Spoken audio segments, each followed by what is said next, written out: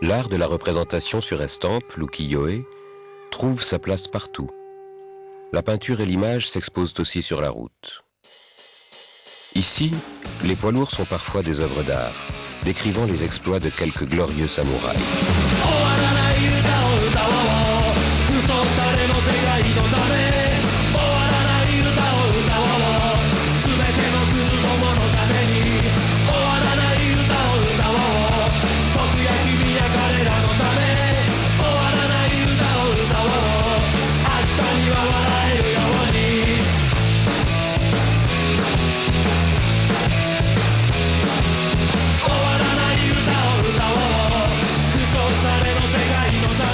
Hasegawa Hitoshi a décoré son camion à l'effigie d'anciens guerriers samouraïs. Effort, fidélité, ténacité, leurs valeurs sont les siennes.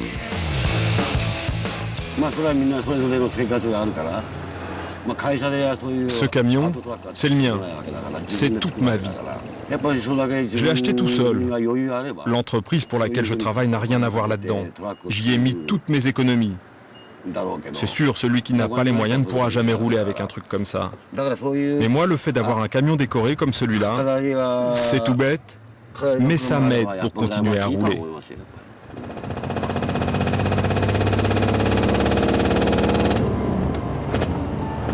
Hiromi Tsunakawa entretient une relation toute passionnelle avec son véhicule. À sa façon, il se veut également samouraï du bitume. Son moteur annonce son passage.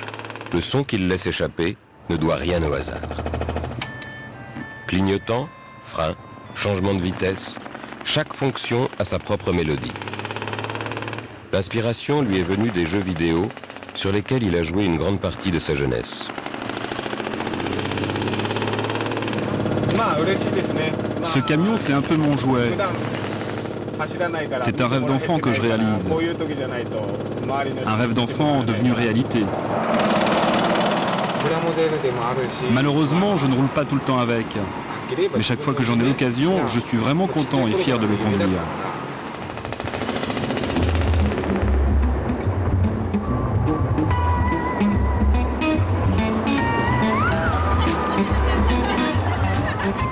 Pour Hasegawa, comme pour tous les routiers décorateurs qui font de leur camion un objet de collection, l'amusement est de courte durée. Pas question de rouler avec son véhicule préféré pour transporter des chargements à travers l'archipel. Les chefs-d'œuvre ambulants sont fragiles. Leur usage se fait avec retenue.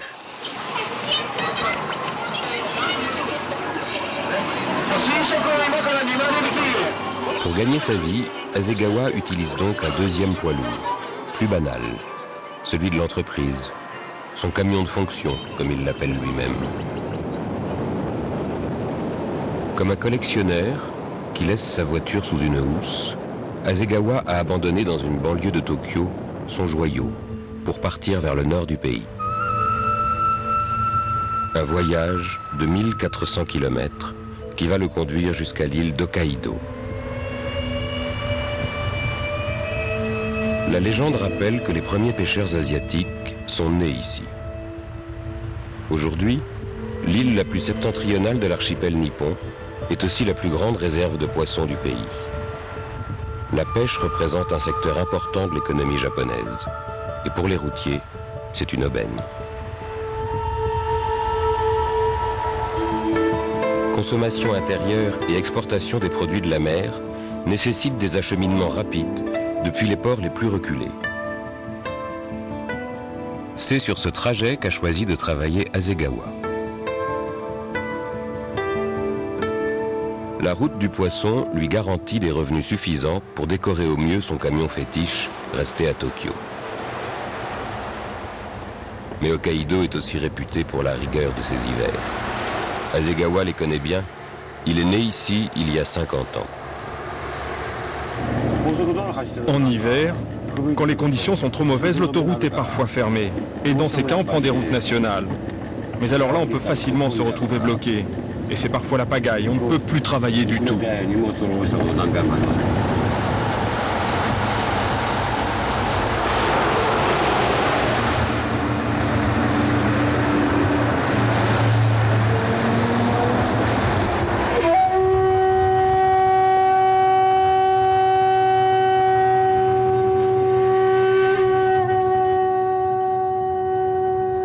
2 heures du matin. Hasegawa atteint le lieu de son chargement, le petit port d'Abuta, au sud d'Hokkaido, vit au rythme des arrivages des produits de la mer et des camions.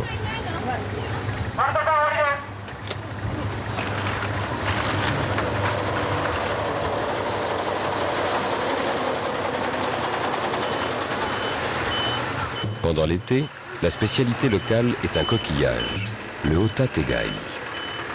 Mais entre novembre et avril, les pêcheurs locaux ramènent dans leurs filets des taras, une espèce particulièrement recherchée dans les cuisines japonaises, sorte de cabillaud également consommée en Corée et dans les communautés asiatiques d'Amérique du Nord. L'attente peut être longue. Le moindre retard et Hasegawa perd de l'argent. Il pense à son camion préféré et aux prochaines modifications qu'il rêve d'y apporter.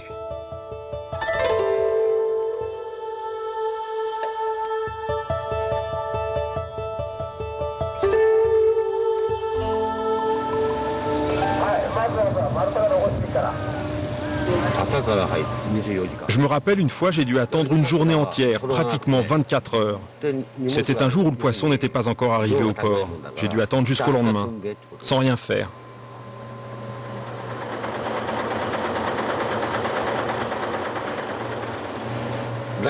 Vous savez, c'est du poisson frais qu'on transporte et c'est sacré ici.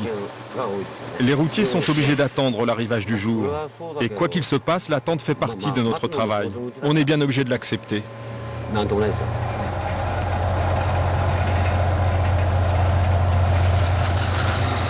Hasegawa attend depuis 5 heures. Sa marchandise arrive enfin. 13 tonnes de cabillaud. Il faut livrer dans les meilleurs délais. Car même transporté dans des camions frigorifiques, le poisson perd de sa valeur si le trajet dure trop longtemps.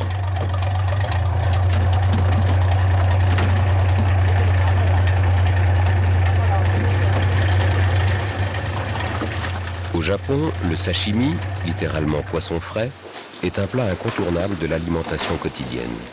Il est sur toutes les tables.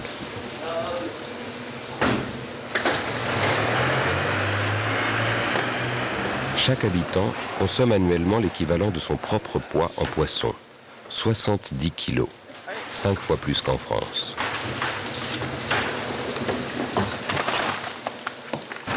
La pêche de la journée est soigneusement préparée et conditionnée pour la longue route qui l'attend.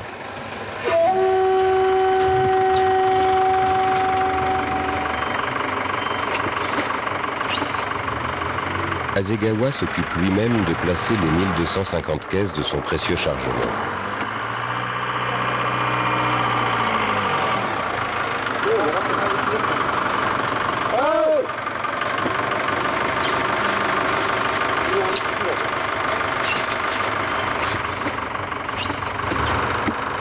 Il est 20 heures. Le compte à rebours peut enfin commencer. Mais la neige se mêle de la partie.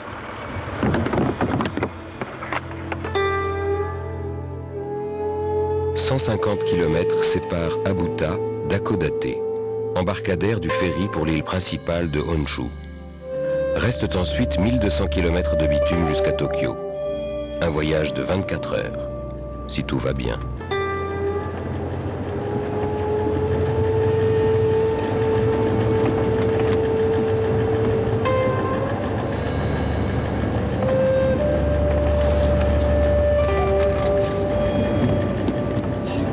C'est une véritable course contre la montre. Je n'ai pas le choix. Je dois faire avec la météo. Le poisson frais doit arriver à l'heure, mais je ne peux pas rouler trop vite sur les routes enneigées. Ça peut devenir dangereux.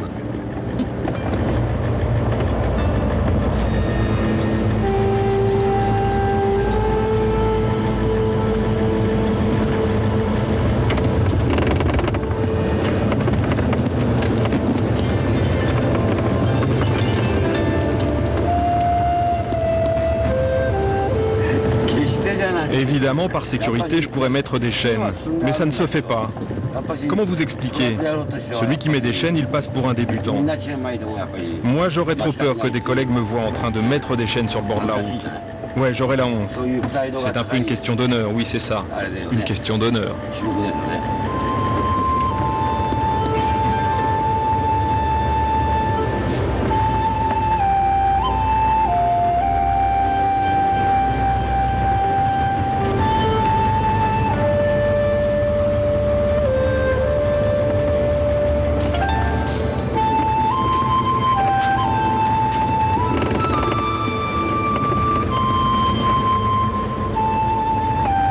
Les camions croisés sur la route donnent de précieuses indications à Hasegawa.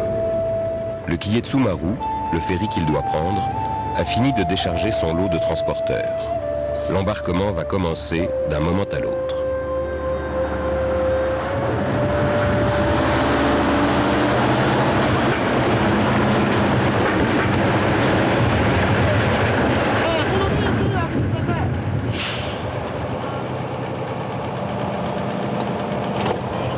« 150 camions seulement peuvent être chargés à chaque traversée.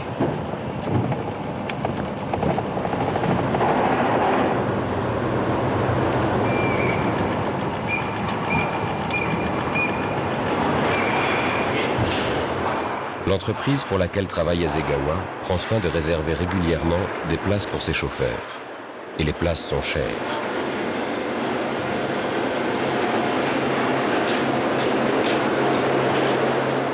L'entreprise prend également soin de réserver une cabine, malgré la faible durée du voyage.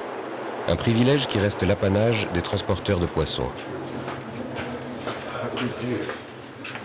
Hasegawa va pouvoir dormir pendant les 4 heures de la traversée.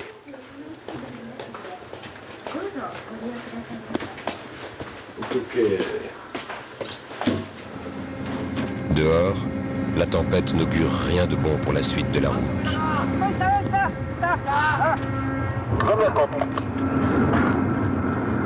Les préparatifs du départ sont plus longs que prévu.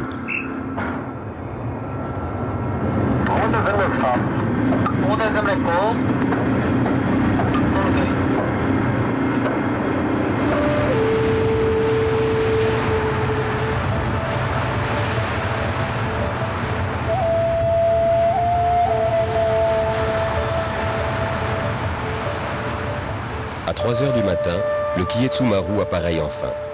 À bord, c'est le soulagement. Les marins savent bien à quel point les routiers du poisson comptent sur leur ponctualité.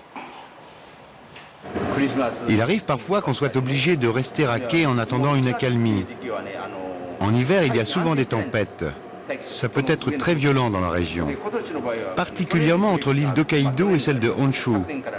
Les masses d'air venues de Sibérie s'engouffrent ici. Elles provoquent un brusque changement de température et le vent peut se mettre à souffler très fort. Il bloque tout le monde, bateaux et bien sûr camions.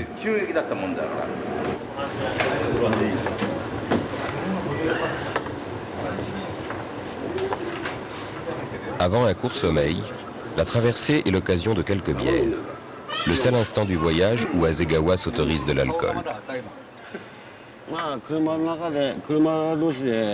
Quand on est sur la route, on ne se parle entre collègues que par radio.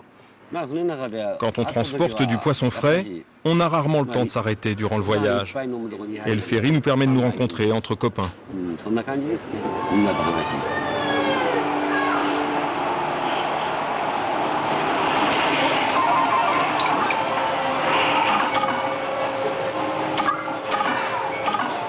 Pour ceux qui n'ont pas le privilège d'une cabine, tout est prévu à bord, ou presque.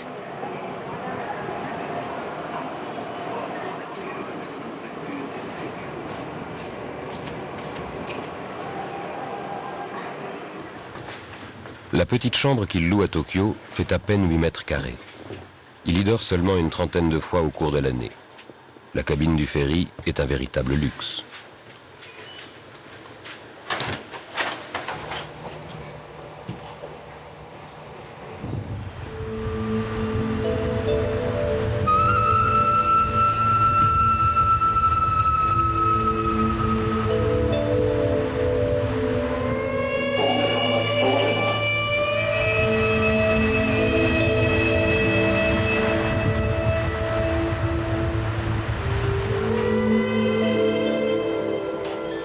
Au petit matin, l'île principale du Japon, Honshu, est en vue.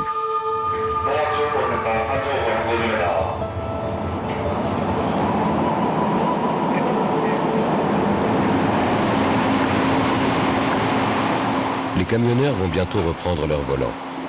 Il reste 1000 km pour rejoindre la capitale japonaise. Hasegawa dispose d'une journée. Il est attendu sur le grand marché aux poissons de Tsukiji, où sa cargaison sera mise en vente dès son arrivée.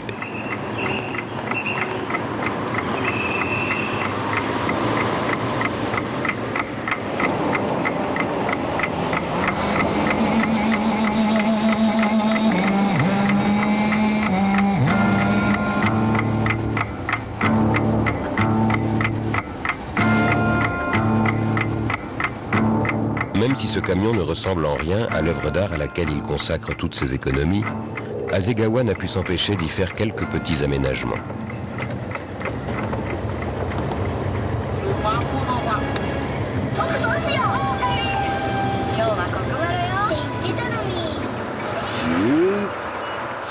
Je peux dire que je passe pratiquement tout mon temps au camion, presque 24 heures sur 24. En plus, avec les transports de poissons frais, les rythmes sont tels que je ne passe même quasiment jamais à l'entreprise. Ils ne me voient presque jamais.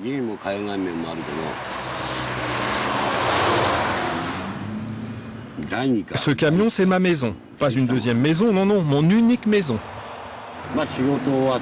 Quand je termine mon travail, je mange et je dors dans mon camion. C'est à peu près ça. Le seul problème, c'est qu'il n'y a pas de salle de bain.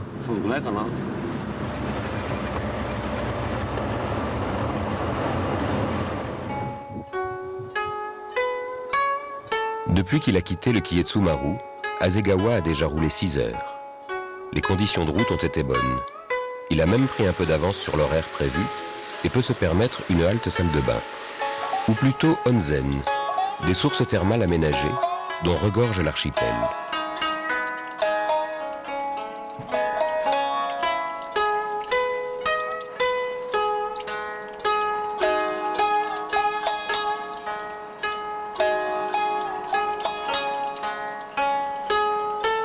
Pour Hasegawa, le onsen est un raffinement, mais aussi un chemin vers les songes tout entiers construits autour des camions et des samouraïs peints sur leurs côtés.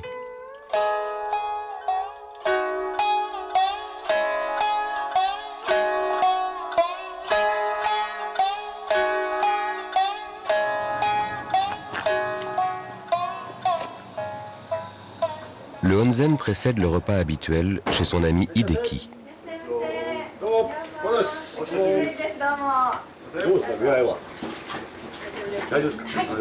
L'endroit est particulièrement réputé pour la fraîcheur de ses produits de la mer et la qualité de sa cuisine. Comme le veut la tradition, chaque filet est découpé selon le type de poisson. Ah, tous les deux, on se connaît depuis longtemps, hein. Je ne sais plus très bien depuis combien de temps exactement, mais ça doit bien faire 7 ou 8 ans. En ce moment, avec mon travail, je viens pas souvent. Spécialité du chef, sushi aux crevettes, le plat préféré d'Hasegawa.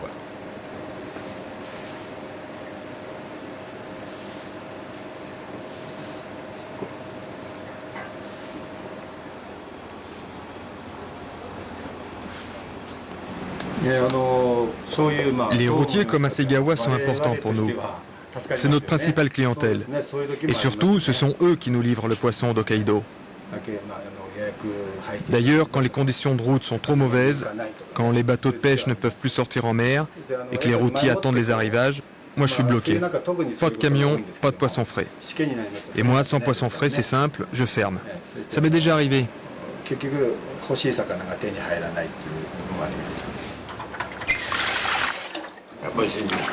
Vous savez, le Japon est un archipel. Alors quoi qu'il se passe, on mange du poisson.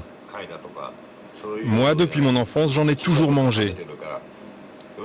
Et des sushis, j'en mangerai toute ma vie. La halte a duré 2 heures. Désormais, Hasegawa n'a plus qu'à suivre l'autoroute pour rejoindre Tokyo.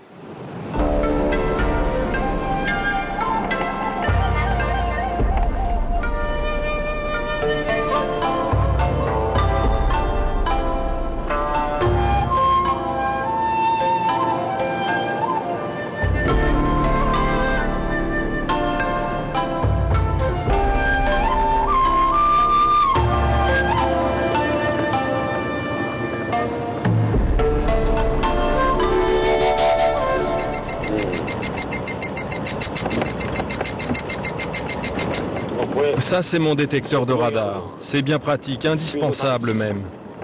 Parce que des amendes pour excès de vitesse, j'en ai déjà payé, et des chers. Ça peut aller jusqu'à 3 000 €. Ils rigolent pas avec ça. Le plus drôle, c'est que je me fais toujours avoir quand je suis le moins pressé. Dans ces cas-là, je suis distrait. Je ne prête pas trop attention à mon détecteur. Et puis j'accélère et c'est là que je me fais prendre. Quand je suis pressé, je fais attention. En 30 ans de route, Hasegawa n'a jamais eu d'accident. Seules quelques pannes ou crevaisons ont retardé ses livraisons.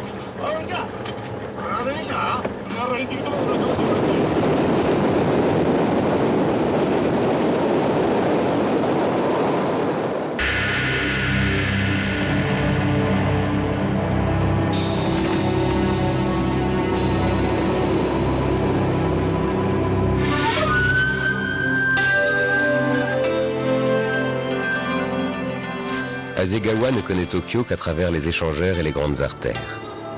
Dès qu'il en aura fini avec sa marchandise, il retrouvera son camion décoré et quittera la capitale pour gagner son aire de jeu, du macadam, où il pourra alors rouler des kilomètres pour son unique plaisir.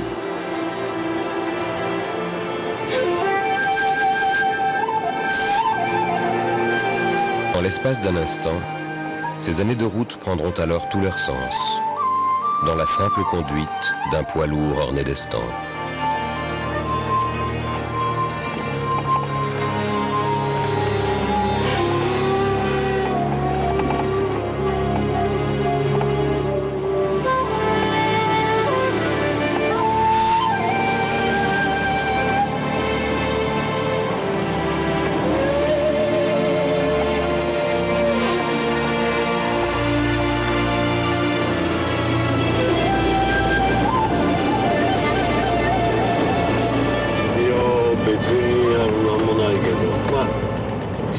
J'ai chargé en retard à Hokkaido, mais finalement j'arrive à Tokyo dans les temps. J'ai pas eu de problème. Bon, la neige, mais c'est pas grand-chose. Je termine même avec une petite demi-heure d'avance.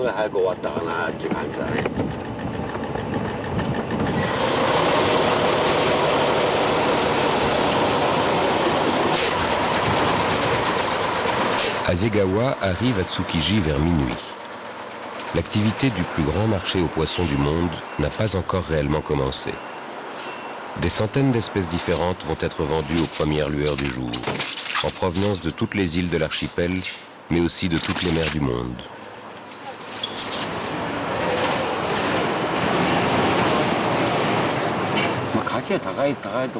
C'est vraiment le transport qui compte pour la fraîcheur.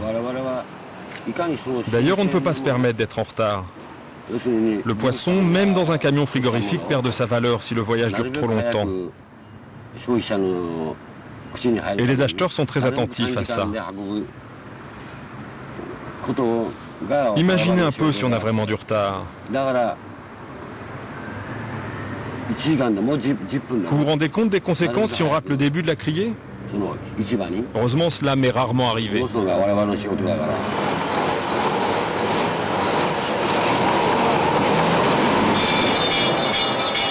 Quand la cloche de la criée retentit enfin, Hasegawa a déjà repris la route.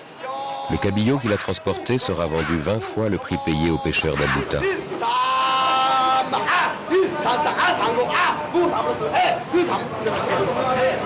Certains poissons, comme le thon rouge, atteignent des sommes records, jusqu'à 2000 € le kilo.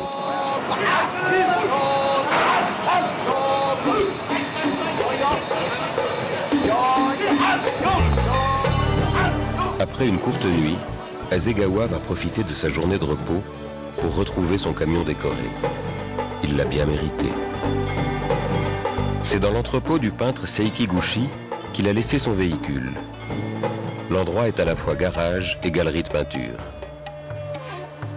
Hasegawa compte bientôt procéder à un changement complet d'ornement. Mais le grand jour n'est pas encore arrivé. Il lui faut économiser quelques milliers de yens de plus.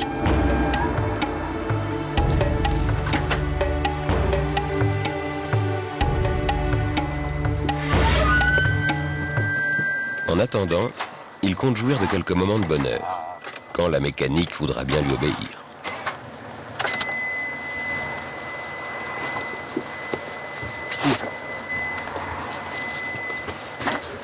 Mince, alors il veut pas démarrer. Même l'huile de coude ne fait pas l'affaire. Ah, je comprends pas ce qui se passe.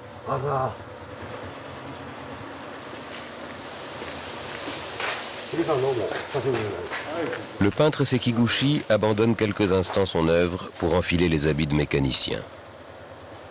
Il a troqué ses pinceaux et ses bombes de peinture pour des câbles de démarrage.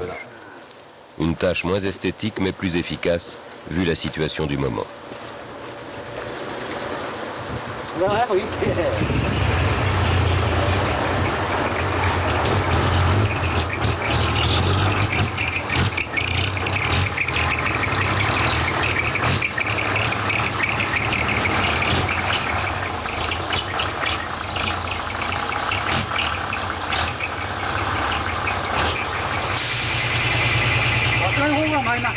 Le rouge, c'est le moins. C'est inversé, tu vois. C'est ça, ça devrait marcher comme ça.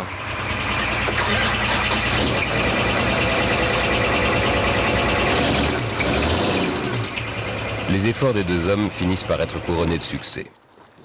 Mais Hasegawa ne prend jamais congé de son ami Sekiguchi sans quelques coups d'œil intéressés aux productions en cours. Une façon de se familiariser avec les couleurs et les représentations en vogue. Une manière aussi de surveiller le choix des collègues. Ouais, c'est plutôt pas mal, hein. C'est impressionnant là à gauche. J'ai voulu donner une impression de puissance. Oui, c'est ça, c'est ce que le gars voulait.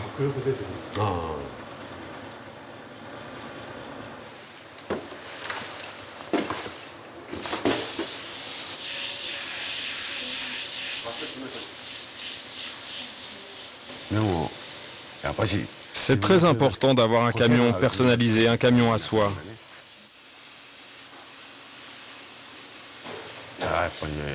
Tous les routiers rêvent d'avoir un jour une peinture de Sekiguchi. Et quand on a la chance d'y arriver, c'est vraiment formidable.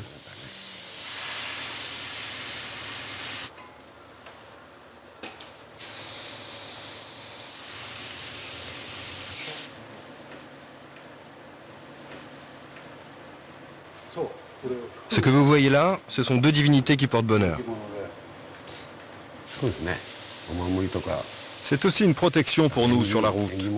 On pense que cela nous protège des accidents.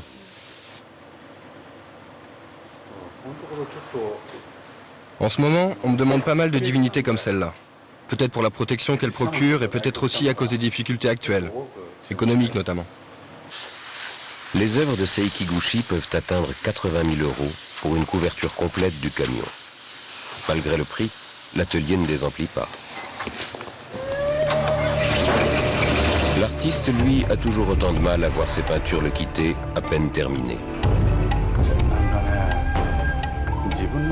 À chaque fois, c'est la même chose. Ça a beau être une commande, quand je vois un camion quitter mon atelier, j'ai l'impression qu'on me prend quelque chose. Quelque chose qui m'est très cher. Vous savez, la peinture, c'est toute ma vie. Quand je vois Hasegawa ou d'autres routiers contents de leur décoration, ça me fait aussi plaisir. Mais j'ai quand même ce drôle de sentiment que le camion est un peu à moi une fois que je l'ai peint. Aujourd'hui, Hasegawa ne repartira pas avec de nouvelles estampes. Les portraits de samouraïs portés sur ses flancs feront encore pour quelque temps la joie des automobilistes qui le croiseront sur les routes.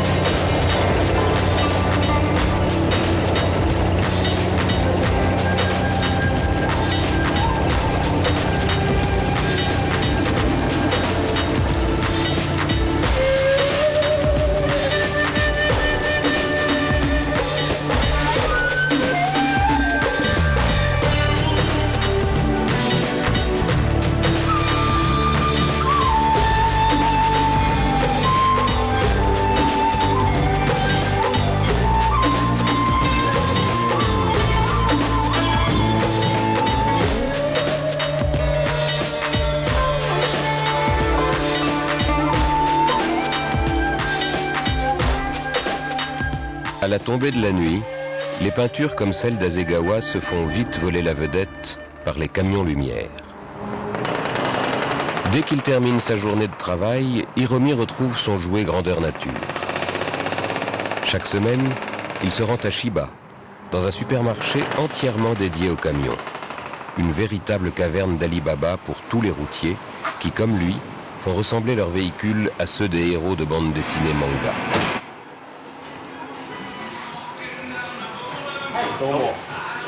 Hisashi, le vendeur, s'occupe régulièrement du camion d'Hiromi. Il est mis à contribution à chaque passage. Aujourd'hui, Hiromi est intéressé par la décoration intérieure de sa cabine. De la couchette, plus précisément. Je peux mettre les tissus que je veux? Oui, tu peux les choisir parmi tous ces échantillons. Il y a tout ce choix-là? Oui, il y en a même d'autres, mais ils ne peuvent pas être mis sur tous les modèles. Tu peux aussi prendre le plafonnier qui va avec.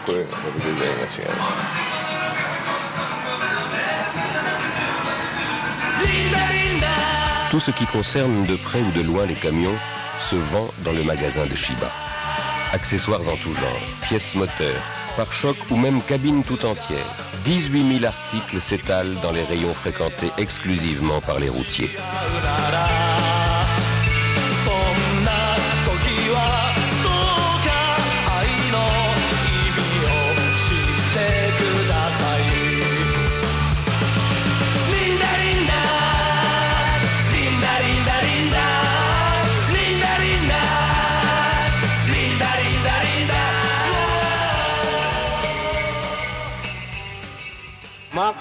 Moi, en fait, je suis venu chercher une lampe qui clignote. Hiromi pense à la changer depuis qu'il a vu le modèle sur le camion d'un collègue. Et comme un enfant pressé d'avoir le même jouet que celui du copain, à la première occasion, il fait le détour par Shiba. Elle clignote tout en même temps, au même rythme, c'est ça? Oui, c'est ça. C'est à peu près pareil, mais la partie qui s'allume est plus puissante. Il n'y a que le cache qui est différent.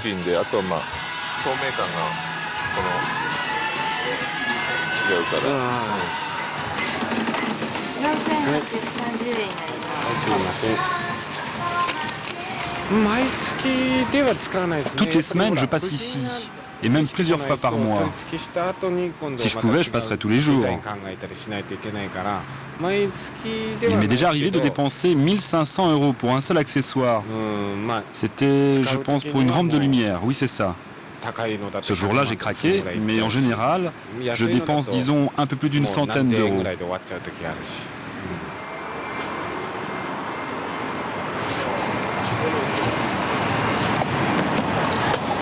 Passage obligé après le magasin, l'atelier adjacent.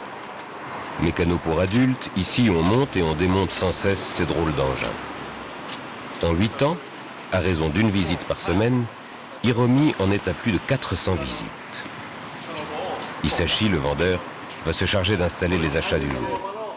Il connaît bien le camion d'Hiromi. Il en est le maître d'œuvre.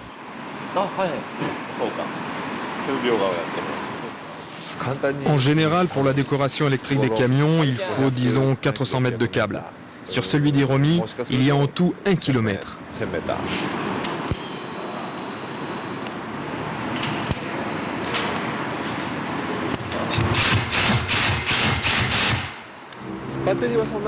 Pour ce genre de camion décoré, on utilise en principe 2 batteries.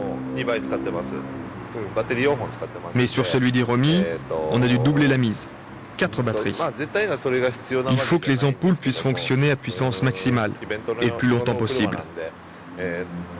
D'ailleurs, c'est à ça que l'on remarque les plus belles décorations. Dans les rassemblements de camions, qui sont fréquents ici, les lumières doivent être spectaculaires et surprenantes pour être remarquées. Et il faut que cela clignote toute la nuit. C'est à ça que l'on reconnaît les plus beaux camions. Et d'après moi, celui d'Hiromi fait partie des plus beaux camions de Tokyo.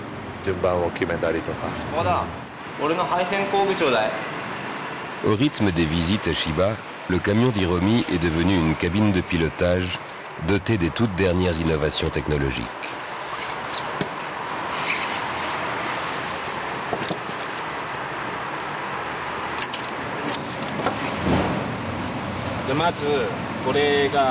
Vous voyez ça, ce sont les interrupteurs qui permettent d'allumer successivement toutes les rampes qui sont sur la cabine.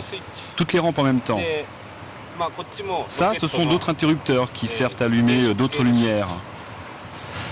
Et puis là, ce sont les feux stop et le relais, ce qui sert à animer et à synchroniser les ampoules les unes par rapport aux autres. C'est cela qui donne du mouvement à l'éclairage de mon camion. Ça, enfin, ça sert aux lumières du toit de la cabine, vous voyez en haut.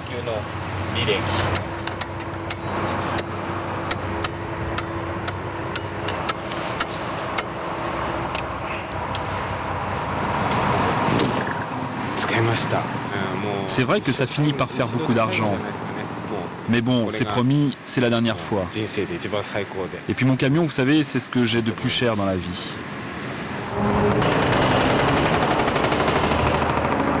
Les décorations alourdissent considérablement le camion. Elles représentent parfois jusqu'à 30% du poids initial.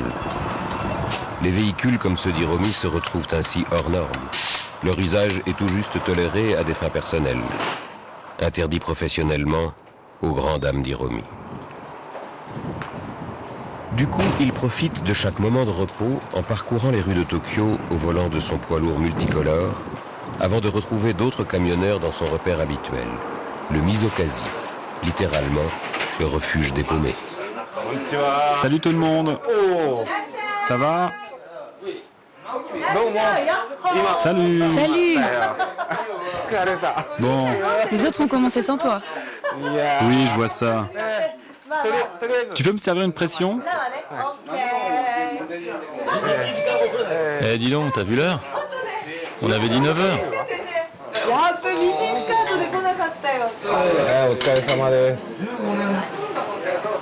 Keiko tient ce restaurant, devenu lieu de rendez-vous des routiers, depuis une dizaine d'années. Les routiers, quand ils travaillent, ils sont très seuls.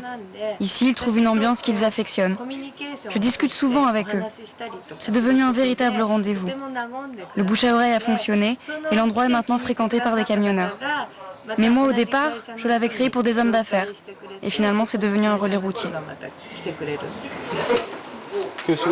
À chaque visite, Hiromi et ses copains commandent le traditionnel monja, une sorte d'omelette aux choux grillée sur une plaque chauffante.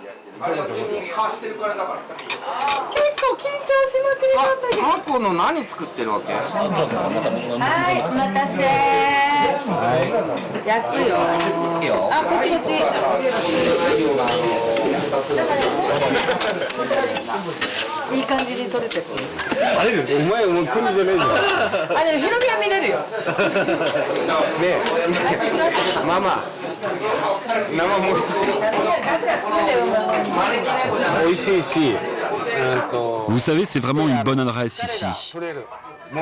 Je peux me détendre un peu le soir. L'ambiance est décontractée, surtout la cuisine est familiale. On mange bien. Même en venant tous les jours, c'est pas lassant. Et puis vous savez, Keiko, c'est un peu notre mère à nous tous.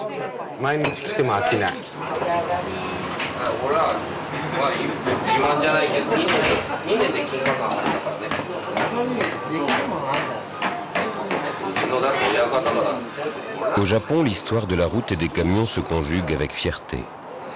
Si le train transporte les voyageurs, le trafic de marchandises est assuré par les poids lourds. Des poids lourds qui occupent une place dans l'économie, mais aussi dans le cœur de tous les Japonais. À la fin des années 70, un film leur rend hommage. Diffusé à des heures de grande écoute, il reprend la saga des anciens clans de camionneurs. À l'instar des syndicats américains, les organisations de chauffeurs japonais se répartissaient des territoires. L'appartenance d'un routier à un syndicat était alors signifiée par la décoration et les couleurs de son camion. Gare à ceux qui ne respectaient pas une règle simple. Les peintures du poids lourd ne pouvaient être vues sur des routes tenues par un syndicat ennemi. La pratique a disparu, mais l'engouement pour la décoration est resté. Nombre de routiers comme Hiromi reconnaissent d'ailleurs volontiers que leur passion est née après avoir vu ce film. Les grands rassemblements de camions décorés ont pris le relais. Chaque mois, des clubs de routiers organisent des expositions. Le but avoué, préparer le concours annuel qui désignera les plus belles œuvres roulantes du pays. Hiromi doit se rendre à la réunion de son club, l'Utamaro, un nom plein d'à propos pour des camions décorés. Utamaro a été l'un des plus grands maîtres de l'école japonaise de l'estampe.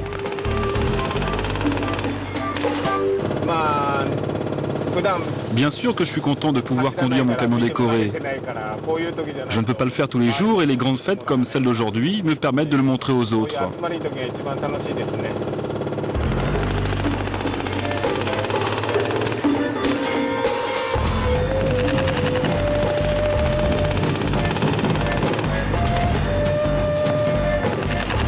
Prudent, en chemin, Hiromi contacte quelques collègues déjà arrivés sur place. Il veut vérifier que son camion aux larges dimensions pourra franchir sans dommage l'entrée du parking. Tu penses que mon camion va passer? Et tu en as vu un autre du même genre qui a réussi à rentrer? Non. Ah, tu m'inquiètes là. D'accord. On se retrouve tout à l'heure.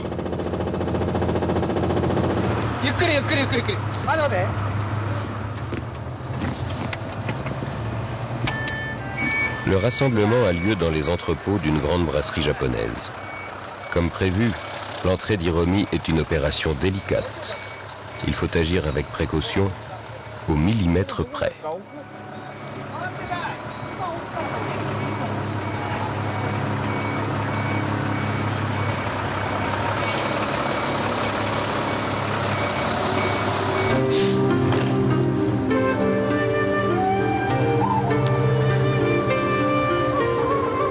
Près de 400 camions ont répondu à l'invitation du club Utamaro.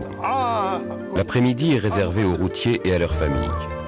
Kermesse échange d'informations sur les dernières nouveautés concernant les objets de décoration. L'atmosphère est à la détente. Le public ne rejoindra la fête que ce soir.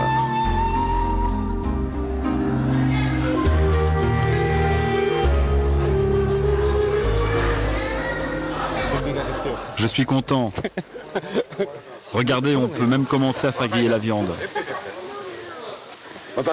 Merci à tous d'être venus. Je ne vais vous dire qu'une seule chose, continuez à bosser comme vous le faites, pour que dans les mois à venir, nous soyons toujours plus nombreux. Tamura Hiroshi, le président du club, travaille lui aussi sur la route du poisson. À peine rentré de Kaido, il a tout juste eu le temps de changer de camion. Ce que j'aime par-dessus tout, c'est organiser des fêtes comme celle-ci. On se réunit et on boit un peu. Cette fête est très importante. Les camions viennent de partout, de Hokkaido à Okinawa.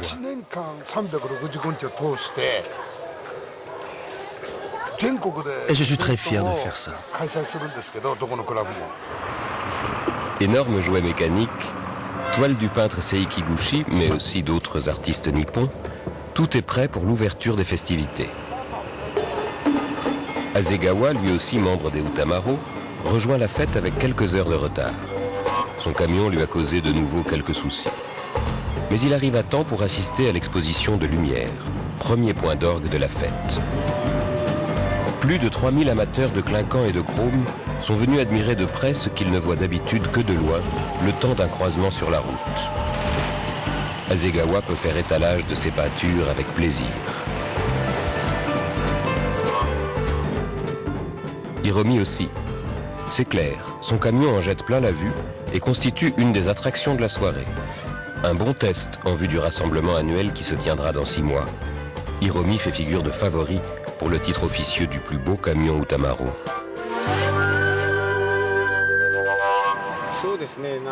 Des grandes fêtes comme ça, on en fait rarement.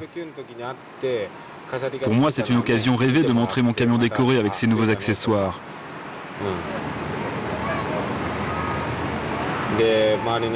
Et ça me fait plaisir aussi que les gens qui viennent admirent les décorations et me posent des questions.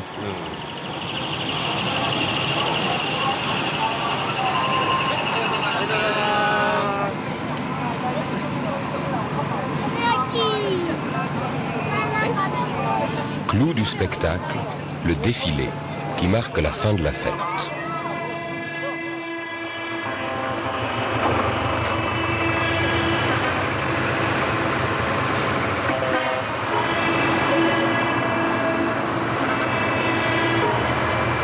La sortie d'Hiromi est tout aussi périlleuse que son entrée.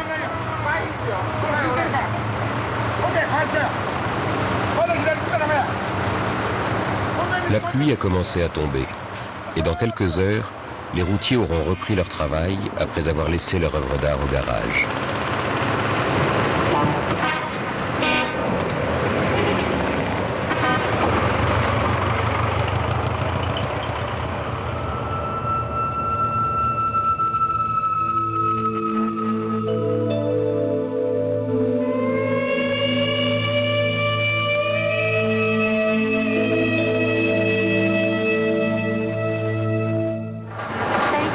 La capitale de l'Empire du Soleil Levant a repris une vie normale. Chaque jour, 600 000 camions sillonnent la ville. Prenant le relais de ceux qui ont acheminé leurs marchandises en provenance de tout l'archipel, Hiromi s'est rendu à la criée de Tsukiji. Il va distribuer le poisson transporté par Hasegawa, mais aussi d'autres produits de la mer. Plus d'une cinquantaine de livraisons par jour lui assurent un salaire mensuel de 2 000 €, auxquels s'ajoutent des primes de fin d'année.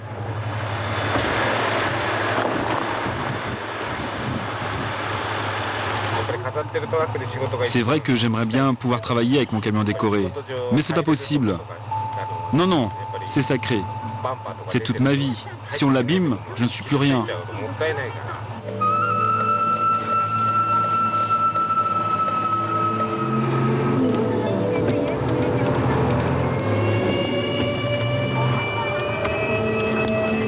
Hasegawa, Hiromi et tous les routiers nippons ont abandonné provisoirement leurs palais de lumière ou leurs estampes ambulantes. Au volant de camions plus ordinaires, ils ont repris leur va-et-vient entre Hokkaido, Honshu, Kyushu et Ozumi, les terres de l'archipel. Ils vont pendant des kilomètres rouler pour gagner leur vie. Chevilles ouvrières indispensables à l'activité économique de tout un pays, esthètes, bricoleurs ou grands enfants, ils n'ont qu'une hâte.